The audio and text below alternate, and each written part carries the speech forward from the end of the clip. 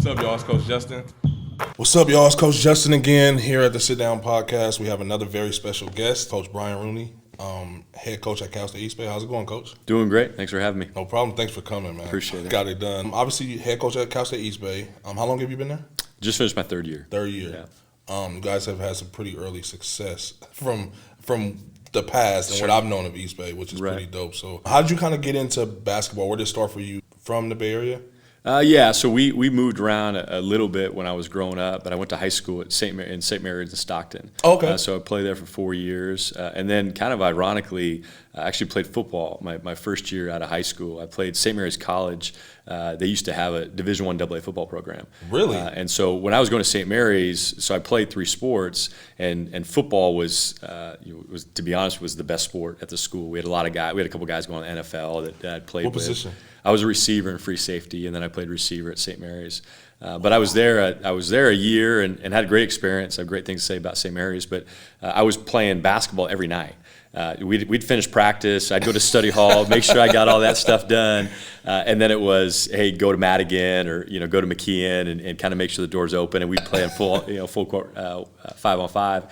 And then there was a time we were leaving actually to go on a road trip to Townsend State back east, and I think it was like a Wednesday night. We were leaving on Thursday, and I'm thinking I'm in the clear. All the football coaches have gone home, and in walks one of the coaches and said, Rooney, what are you doing? Said you got to get off the court, and so I think it was one of those deals where I loved high school football. I had a great experience, had great coaches, but I loved basketball. And so I actually transferred, and I went to Delta College, which is right there in Stockton, and played there for 2 years, and had a great experience playing for Brian Katz with two really good teams in our time there. And then I transferred to Dominican. So I played 2 years at Dominican for Bill Tressler, who was most recently coached past couple of years at Albany, but he was also an assistant at Cal. He was a coach at Salesian High School, and actually Coach Mellis took over for him when he went to UC Davis, and then he took over at Dominican and just was there for 2 years and had a great experience. Learned a ton as a player and learned an unbelievable amount as a coach, and I kind of jumped right into it. So that's kind of what started my path, and a couple other stops along the way, and kind of lead me where I am now.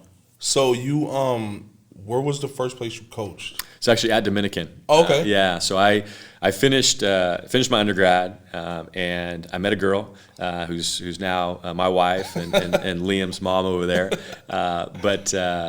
So I wanted to kind of stay in the area, but I really want to stay in coaching. And so, to be honest with you, I probably like you, had great mentors, growing up and when I was playing, and so I knew I always wanted to coach. And in many ways, I was going to be a high school English teacher and coach high school basketball or any other sport. They'd have me. And so I started getting my teacher credential that first year of coaching, and just as kind of how the staff dynamics would work, I got a ton of responsibility that first year. And so, which is like a good thing. Oh, it's huge. It's huge. Because at the moment, it's probably super overwhelming, but Right. when you look back on it, it's like you learn so much. Oh, fantastic. As people ask, right? They'll probably ask you, is like, what's the best advice you have? It's like, just coach. Yes. Get the experience of coaching. Exactly. And so I didn't really have any interest in following the path of, necessarily being a GA somewhere or being an ops guy. Like, I wanted to coach.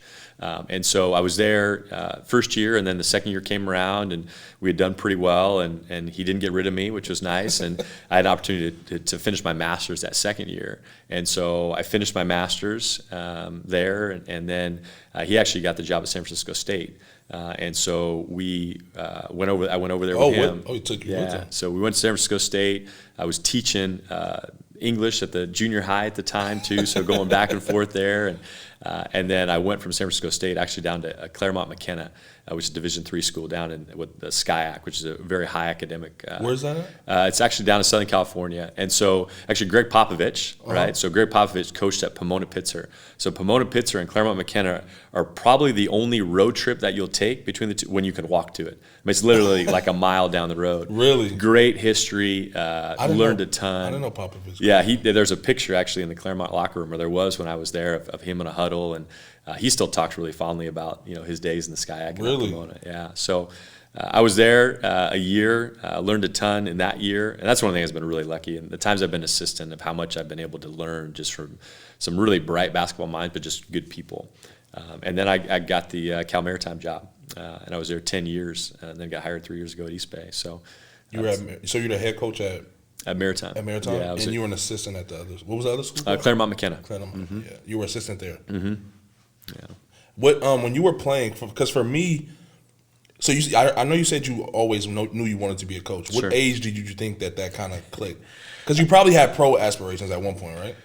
Yeah, I mean, honestly, I think I was pretty realistic about who I was as a player, and also I think what I wanted. I had guys that I played with and guys that were older who had gone on and kind of done the professional thing, and I think it goes back to to be honest with you is.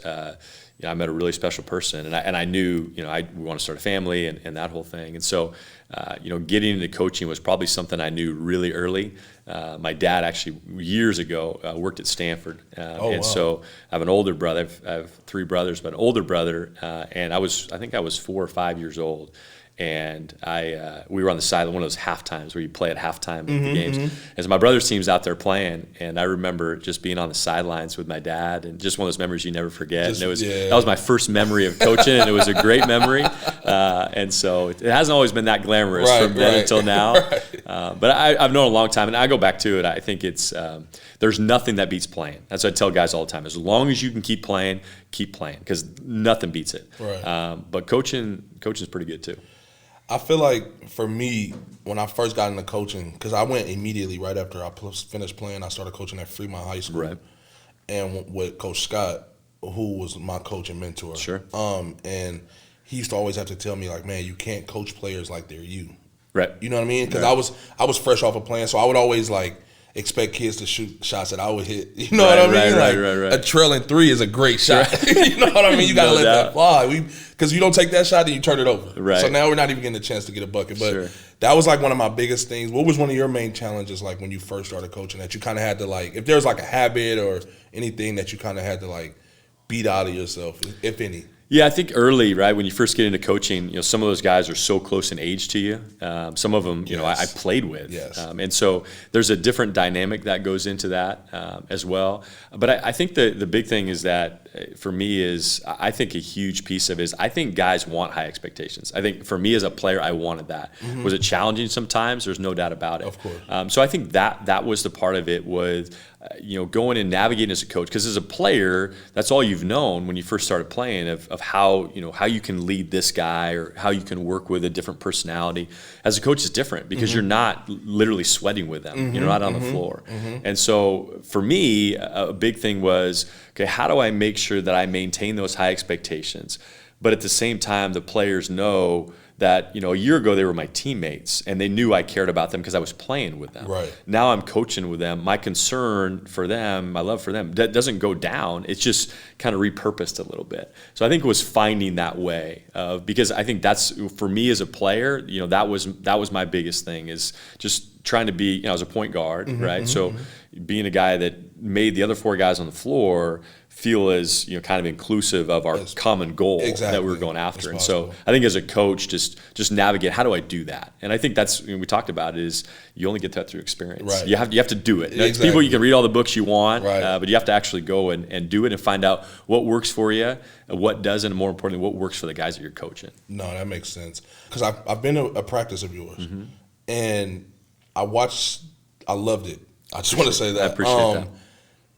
And I've played for so many coaches. I've never really seen a head coach really run practice the way you do. Meaning, as the most vocal person. Usually, a lot of head coaches kind of let their assistants run practice. Right. Is there a reason why? And I think I asked you this when I came. Is there is that like a conscious thing you do, or is that just how you? Yeah, I mean, I think that's probably part of my leadership style. I was, I think, a pretty vocal guy as a player too. But at the same time, I think it's, and I've seen coaches do it that way, where assistants and there's a ton of merit to that. And I don't think there's a right or wrong. And I agree with you. But I think to directly to your question, I think a big part of it is, and we talk about it with other players, is like know who you are, right, and kind of dominate who you are, right. And I don't mean that like in an overbearing way. I know exactly. But I think think a big part of me is like it goes back to the high demands. Like we're going to call upon our guys to operate and play and lead at a very high level.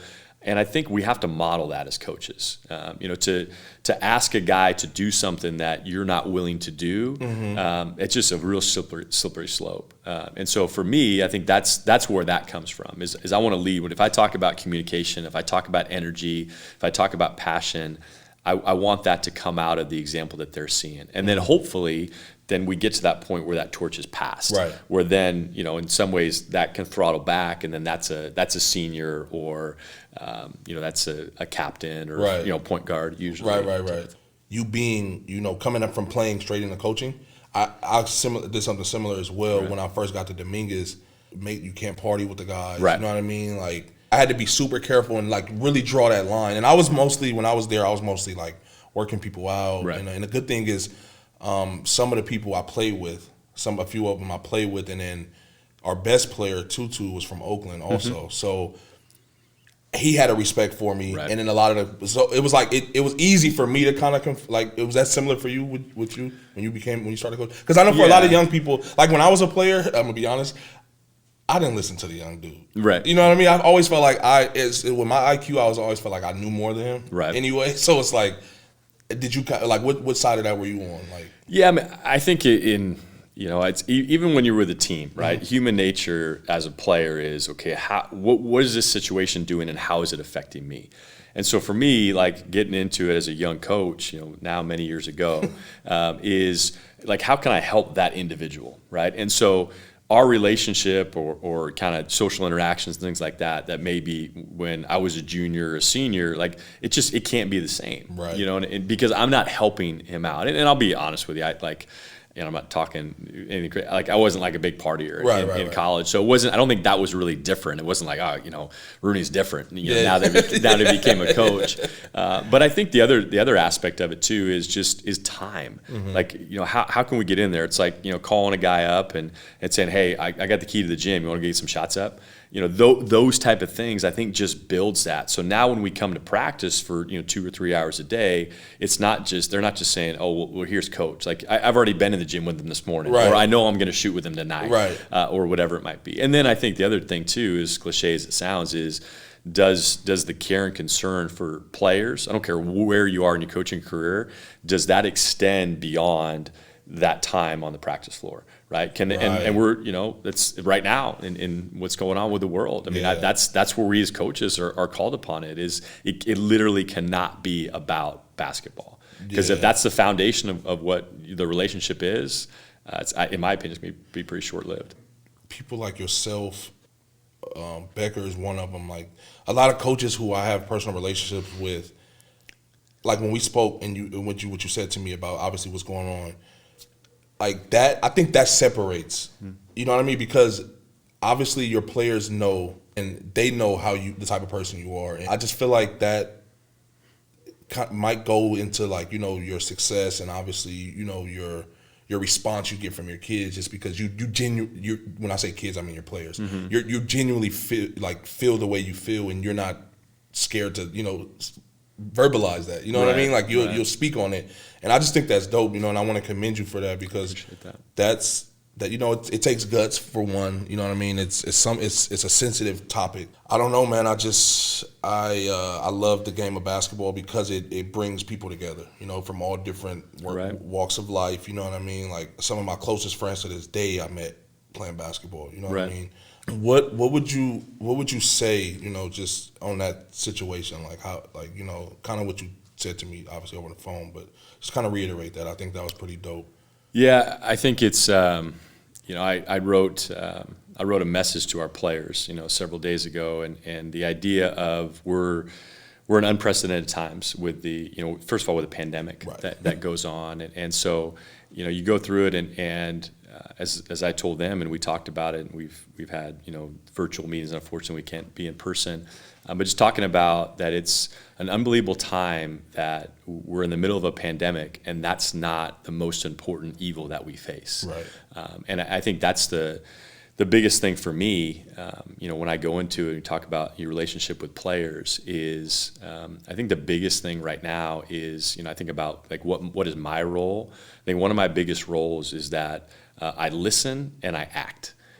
And I think that's, we talked about with our players is a lot of times when coaches have meetings or we meet with players, the coaches lead those meetings, right? They have an agenda of where it's going. And that's oftentimes basketball related, but this is relationship. This is in many ways social justice. This is where the direction of our country can go. And we're going to do things where get out and vote, right. But we can't wait till November 3rd, right? I think it's great. I think it's the fact that we'll take that day off of practice, and that's kind of a national movement that's going on with coaches. I think that's outstanding. But we have to do things minute by minute, hour by hour. I think that's our biggest role as coaches. And this is called for what it is. That's one of my biggest roles, as a white male, right?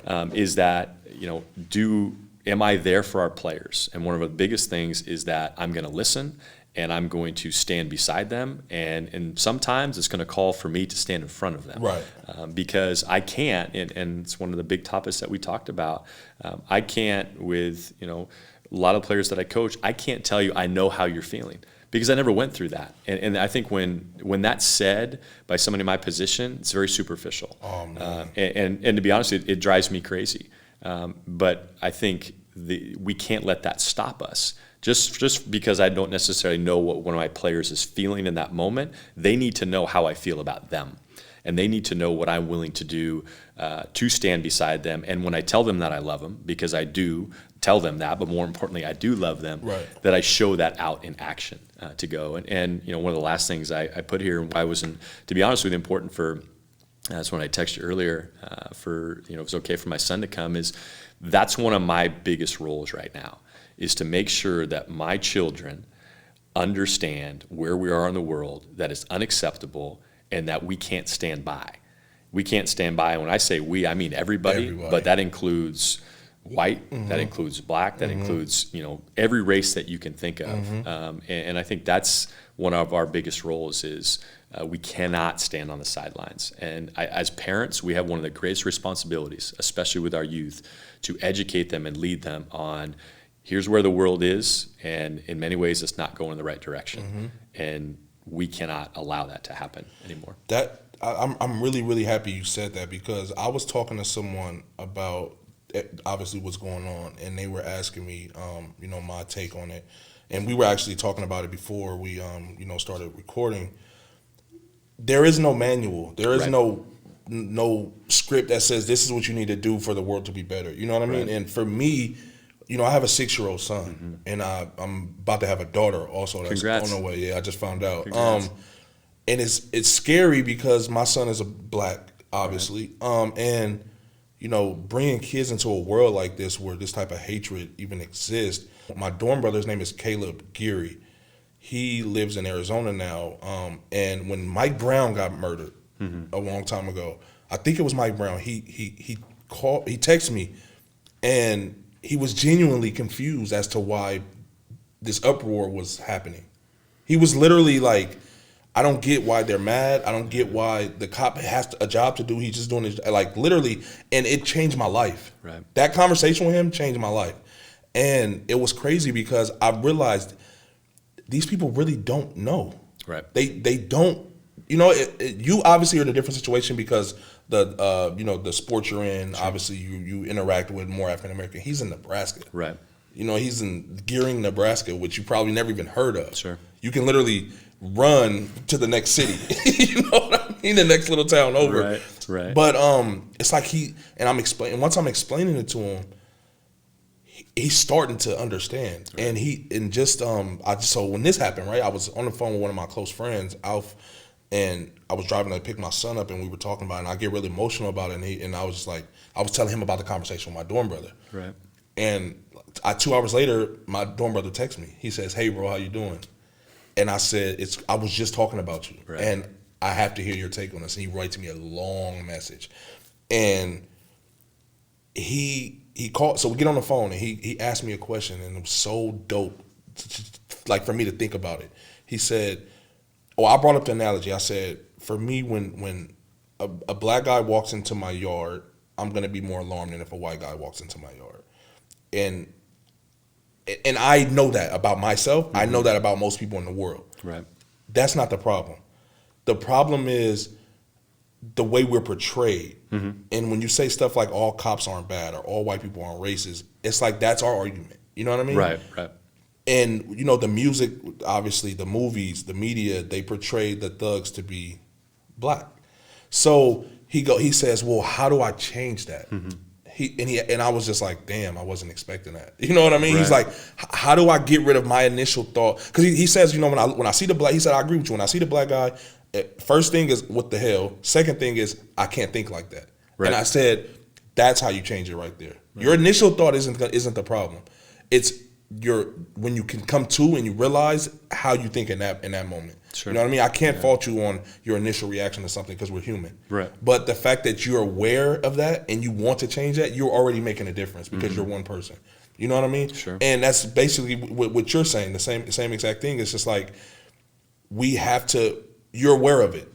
You know what I mean? Mm-hmm. You being aware of it is obviously the first step, and you being, you know, obviously vocal about it. You letting your players know, like, hey, I don't get it, but I see this. I see what's going on. You know what I mean? I see that this is a problem. Like you say, my thing, because I didn't participate in any protest up until 2 days ago. Mm-hmm. I went to the one that Juan Anderson and Kiwi and them put on. And it was so powerful. I've never been a part of something that powerful. Like I was almost speechless walking. You know what I mean? And we like got into an intersection. We took a knee. We put our fist up. The news chopper was above us, and it's like Steph Curry was out there. Klay Thompson was out there. You know, Steph's wife was out there. Right. And it was just, and I'm sitting there, I'm watching all these different type of people, and I'm just like, my only way that I feel like I can change is just like you said, instill certain morals and principles into my kids. Yeah, you know what I mean, and know that I need to do my part while I'm here, to where they don't have to grow up the way I grew up. Right. You know what I mean, and not saying like I don't want them to know like where I'm from and all, but I don't want them to be faced with the same struggles and things that I did, because there's temptation out there. Sure. And you can be the best parent in the world, the best leader in the world, the best teacher in the world, but we're influenced by our friends and our surroundings. Right. You know what I mean? And I would just feel like I would be doing my kids a disservice if I even expose them to certain things. Right. You know what I mean? And I know I was kind of long-winded, but it's just like that's where I think we can start by changing it. So sometimes I feel like, man, this is never going to stop. Mm-hmm. But then when stuff like this is happening, it's like, it gives me, when I have conversations with people like you, it's like slowly but surely I meet more and more people who don't look like me, but we can have these talks. And I think that's where that's doing our part. You know what I mean? So again, thank you for being you, for being genuine, for caring. You know, for caring for your players. Obviously, I know a couple of them, you know what I mean, loving them. I've seen you coach. I've been to your games before, everything.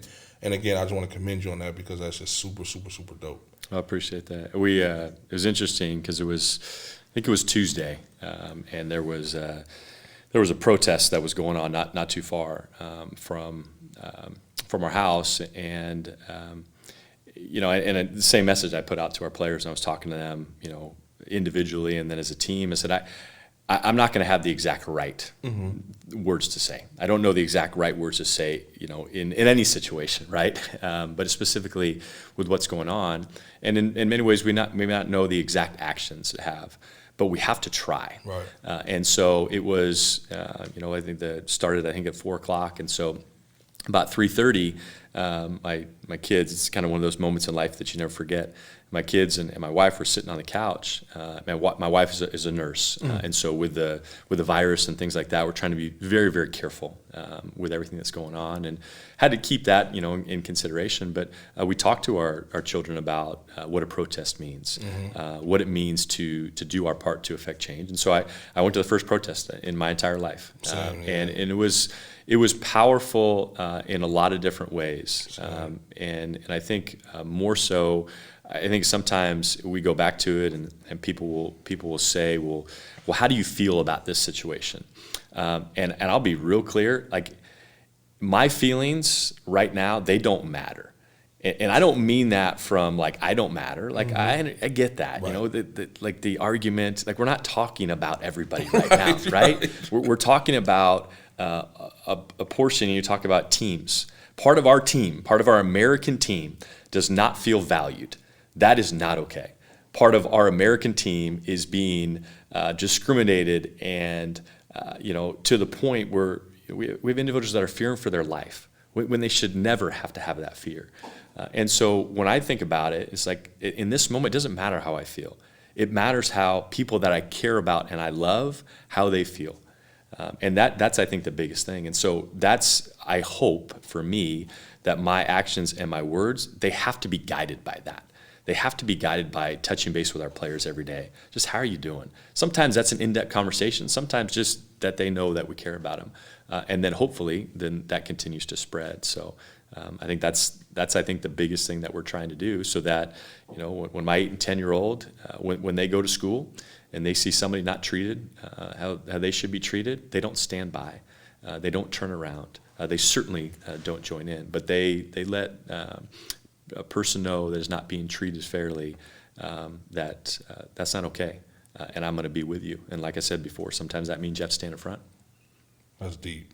That's really, really deep. On a lighter note, how are you recruiting and stuff with the COVID situation going on? How is that? I know it has to be super tough. Right. Yeah. Challenging. I think like most people trying to figure out Zoom, and just when we think we figured out Zoom, someone would say, "Oh, are you doing this with Zoom?" And I'm like, geez, I got to start all over. So I think trying to navigate through that. But I was talking with somebody the other day, and they were asking me a similar question, and I think what it's allowing us to do is to send a message to those that we're recruiting of a little bit of vulnerability. Like, I'm going to tell you, my mic's probably going to go out right now. My video might even go out, but I'm going to keep plugging. Like, I'm going to turn the thing back on, and I'm going to figure it out, because I'm really interested in talking to you and sharing about our program. And so, yeah, it's challenging, but everybody's going through that challenge. Yeah. And so, again, you go back to it of, as a reference to my wife a little bit earlier, is like I live with a real hero, right? That's somebody that's working on that. Like, she's a hero. Right. And so my inconvenience of what's going on recruiting for the class of 2020, we'll figure that part out. That's for pretty sure. dope in perspective. Yeah. It's crazy, man, just living through this time. You know what I mean, with all of this stuff going on, and yeah, it's wild, man. It's wild. How would you say you approach recruiting? Like, do you like to go to home visits? Like, do mostly phone? Like, what would be your preference? Like, I think the first thing is, we talked about earlier in terms of just coaching style. I think there has to be an empowerment, right? Whether it be practice, whether it be a game role as a staff, and then definitely recruiting. But I think part of that is our staff knowing, what type of players, like, the style of a guy. Is he physically, is he athletic? Is he a good shooter? What are we looking for in our program? So I think that's the first thing, is that we're pretty, kind of structured of, hey, these are the things that we're looking for. And then when we go out, that's an important thing as part of the evaluation. But I think every coach talks about it. But I think the relationship piece is huge, because one of the things that we preach is, and it's usually in one of the first conversations that we have with, prospective student athletes and their families, is it's not just about signing on the dotted line. The end goal is not to get a commitment, right? Because if that was the end goal, well, what happens when you sign the NLI? Like, are we done? Like, we're not done, right? And so really the end goal is, okay, after you graduate, right, can you look back at the decision and say, this was one of the best decisions I can make for my life? Like, that's where we're going. And so I kind of think of it as the end in mind. So if we're trying to get there and work back, the entire way along the line has to be about the relationship piece of it. And one of the things that, and I'll tell people, and certainly families, is I don't know if it's unique, because it's not that I don't care how other people recruit, right. I just care how we recruit, but it might be unique in that it's not about just getting, I'm recruiting you, right? In the standpoint of, like, if you don't come to East Bay, then it didn't work out, right? You need to go for the place that fits you the best, right? For your goals, for your future, for how it fits into the team, and all those type of things. And so I think for us, that's what we have to go through in the process, because my big deal is, when it's a good fit, it's a great fit. Right. We don't want to just be an okay fit. You don't want an okay fit as a player. I don't want an okay fit as a coach. We want a great fit, and we've got to dive in. So I think everywhere along, like you talked about, everywhere along the line in that process, we want to be very, very involved, including myself. Yeah, that's actually a good point. I think a lot of people say that, you know what 100%. I mean? But I feel like, obviously, me knowing you, the genuine part of that, right, is what sets it apart. You know what I mean? So Yep. I think, yeah, that's pretty. I never really looked at it like that. Like, you're basically just starting that relationship between you and another person because you know what you want to accomplish with this person together. Right. That's a dope way to look at it.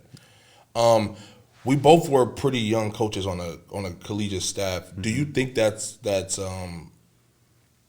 like, I feel like most staffs need a young guy on a young guy on the staff, just because when I was that guy, I was like the middleman from the players to the coaches. You know what I mean? Like, I would get the truth, and then I had enough respect from the players to where I could be honest with them. Like, you're just not getting it done at this point. Yeah. Like, whatever we need to do, I'll do it with you. For sure. We need to let's go make 100 free throws after every practice. I'll rebound for you. Let's get some shots up. You know, you're in a shooting slump. Like, whatever it is, do you think that's pretty important too? Having a guy on the staff that can relate to the players and be kind of like that middleman. Yeah, I think it's huge. I mean, I think an argument could be made in terms of, you know, kind of the age of the coaches to a degree, but I would even go deeper in that. What are all the needs of the players? Like, what do they need, right? And you could look at it from they need a guy to get in the rebound with them. They need a guy that's going to work them out. But they also have to be, you know, everything that, you know, whether it be academic, whether it be, you know, connection with family, you know, all those things that come into it. And so I think personality. I think you could argue, you know, kind of just experience, and that could just be life experience. I think that's really important as staffs, and I won't speak for others, but I think as our staff is put together, we need to make sure that we're able to meet all of the needs that we know of our players, and then we've got to be able to kind of predict of, hey, you know, this guy might need this from a support system, and then the entire team as well, right? Because there's an individual in terms of what individual needs, and then there's the collective team dynamic and what they're going to need. I feel like for me, coaching, now obviously it's my first time like running a program. There's so much more to it than just coaching. Oh my gosh. No doubt. I don't think I ever realized that. Like, I went from having one kid, right.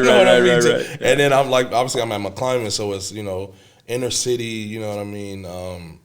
Man, I had kids who didn't have cell phones, you know what I mean? I had kids who didn't have tennis shoes, like, it's a real thing, you know what I mean? And it kind of humbles me, you know what I mean? It humbled me a lot because I remember when I played at MAC, we were the number 2 team in the country. Sure. So we were getting everything. You know? Obviously, my mom, you know, I wasn't rich, but I wasn't poor. Right. You know what I mean? So but seeing these kids is just like, man, like, you guys just, I couldn't imagine going through some of the things that they, like, seeing that my kids are going through. You know what I mean? I'm finding myself like being a therapist almost, you know what I mean? And then it's like I'm learning on the fly because I got the job late, you know what I mean? It's like I had to finish the schedule, I had to do all the I couldn't even do a conditioning program. Like, it was just, everything was just back to back. So I feel like this year I can kind of, you know, go into it knowing what to expect, and kind of be a little bit more prepared. But did you ever have a moment like that as a coach to where it's like, I'm sure probably have many, where it's like a kind of humbling experience? Yeah, I mean, every day is humbling, right? You know, because one of the big things that I go into it is we have to have a plan, right? And so, like, we spend a lot of times talking about, you know, our practice plan and, you know, what's going to happen at this part, you know, what we want to accomplish in terms of our defensive coverage and whatever it might be. But I think we have to be ready for when the plans deviate. And I think that's one of the things like you talked about in terms of you being, you know, a younger coach, of being able to navigate when, you know, that plan does deviate. And so, yeah, I mean, I'm humbled every single day. And I think the big part about it is also understanding that, like, why I got into it. Like, I got into it because I was so fortunate to have great, as I talked about before, mentors who were teachers, who were coaches. And I vividly remember when I was, you know, doing my graduate work, and we were talking about, one of the teachers was talking about, you have to meet, she was talking about students, but I think this has to do with our players too. You have to meet them where they are, right? Because we want our players to meet us halfway sometimes.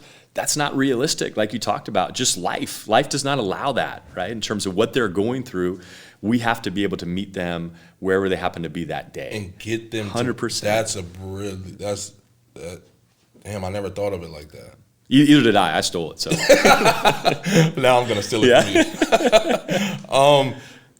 So obviously I came to your practice, and I had the practice schedule the practice plan in my hand, it was very detailed. Is that something like is a conscious effort? Is that like a bitch like you just that's a habit for you? Like, yeah, I mean I think both probably, but I think the first part is very intentional, and partly because again I go back to the teaching aspect of it. I despised as when I was a student the busy work. I despised sitting in a class and like, okay, well, this teacher just passing the time. Yes. But I loved it when the teacher dove in and you could just tell their investment was at a high level. And our players have to do that. We place, I think part of the reason that, our teams have been successful is because they demand a lot out of each other. And we demand a lot out of them in terms of a staff.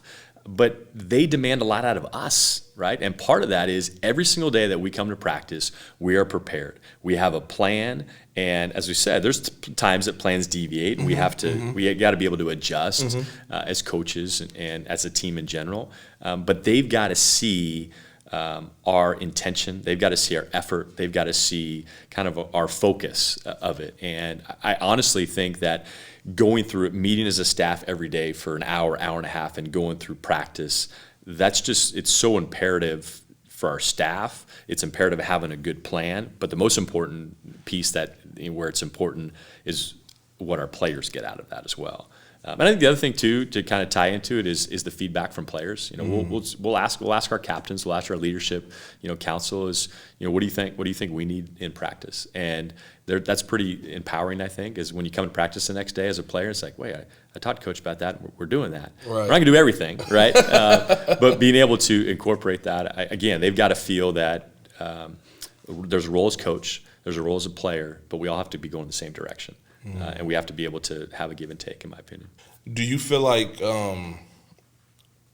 is there any like specific drill that you guys do every day? Like for me, I know I was big on like, my kids they weren't taught a lot. So every day I had to do shell for like 99% of my practice was shell drill. Right. You know what I mean? Right. Is there something like that you feel like you should do every day in practice?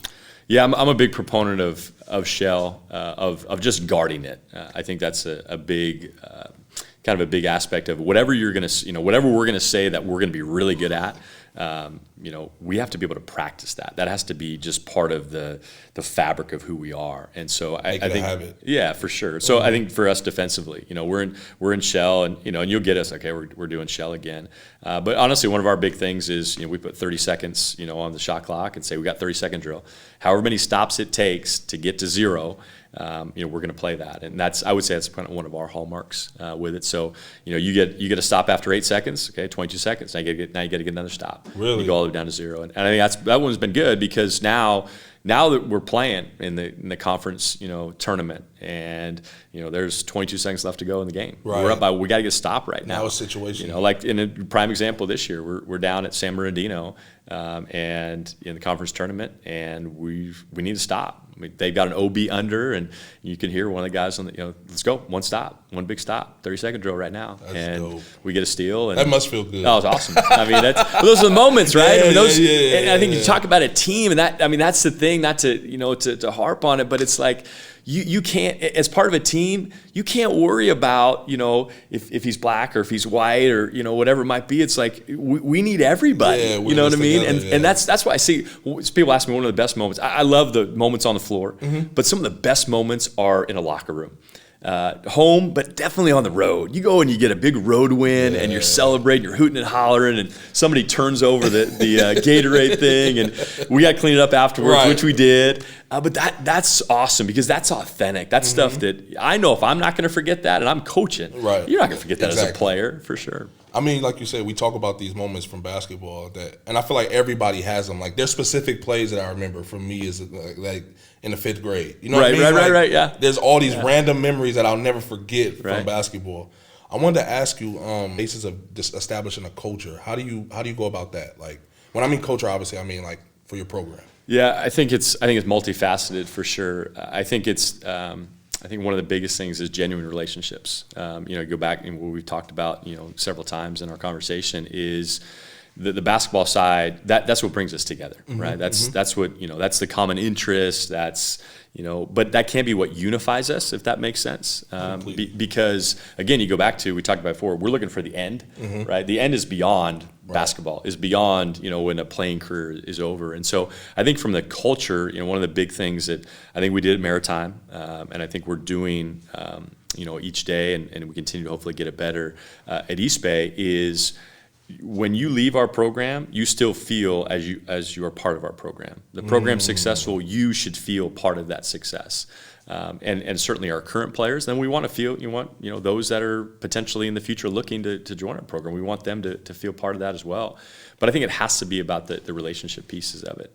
I'm going to a wedding here in 8 days of Ben Wood. So Ben played at Las Lomas, played at DVC, just an unbelievable person, cancer survivor within the last 2 years, just a great human being. And he's getting married next Saturday. I can think of Ty Houghton and Josh Greenwell. I can go on and on and on about individuals of being part of big moments in their lives.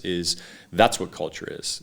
Culture is not a word. Culture is not just a buzz thing you say and you put it on a recruiting pamphlet. I think when it boils down to it, it boils down to relationships and the actions needed to make sure those relationships are as strong as they possibly can be. Because words are great. Words are great, but one of the things we talk about with our guys is words are actions, right? You are making, when you talk, when you say something, you're making it a point to act in that moment. But more importantly than that action is what happens after those words are said. Do you act upon them? And if you tell a guy you really love him, he's only going to know based on what you do. Yeah, that's a good point. Yeah. Last question. How is it, because I think about this all the time and I dealt with it this year, coming into a program and having to take it over from and change what the previous, kind of, give them a fresh start and kind of establish your culture, or if you will. How is that? Was that challenging for you coming in? Because you went to Maritime and then East Bay, right? Right. Yeah. So obviously you had to do it a couple times. For sure. Is that super hard, because that was super, super hard for me. Right. Yeah, I think especially the East Bay was very challenging because it's 4 days before school starts. Right, so the guys are already there. So there's no recruiting. Our staff had not recruited the players. I remember you told me that when I came there. But I think I look back to it, and I quite honestly, leaving certainly professionally, but leaving Maritime was one of the hardest things I've done in my life, because those people that I love, like our staff and our players and the whole thing, and I didn't intend to, but I hurt them in that moment. And I think in the same way, when I came over to East Bay, the coach that they had signed up to play for, he's no longer there. And so I think the big thing you hear it a lot of times with coaches and saying, well, I gotta get my guys, or I gotta do those type of things, is in my opinion, as soon as you take over a program, they're your guys, right? They're playing for you. They're playing for me. And I think I never want to forget that. And now I'm to the point where all the guys in our program are ones that we've recruited. But I want those guys that played for me in year one, I want them to feel excited about the direction of our program. That's important. Yeah, I want them to feel like they're part of it, because they absolutely are. And if your players feel like you don't want them, right, they're not going to respond well. Right, exactly. So I think that's a big piece. And the deal. It's not always perfect. Sometimes we coach our guys hard, but they've got to feel ultimately in the end that we have their best interest in mind. That makes sense. Well, anything else that you wanted to touch on? No, Is there anything you want to ask me? Any questions? Thing you want to? No, I appreciate it. Liam, come here real quick. Don't trip over the court. Come on over, buddy. Let's over here. Come here. Come on this side. Don't be shy. So this guy is one of my favorite guys in all of life. Okay. And we talked about it before. It's funny, we were on a Zoom, and one of our guys has a young daughter. Right? We were talking about the idea of one of the biggest things I hope and I pray for is that his daughter grows up in a world much different than the world that we're living in right now. And I'm excited, not that your son has a sprained ankle right now, but I'm excited for Liam and for your son to be part of that change. And I'm excited to join with you today in being leaders as fathers, because I think that's one of the biggest roles that we have. So I appreciate you having us. I want you to know, and I want anybody that's watching, how much I love you. And we got to make sure that we do as best we can, okay? Awesome. Thanks, man. All right, thanks, Coach. I appreciate it.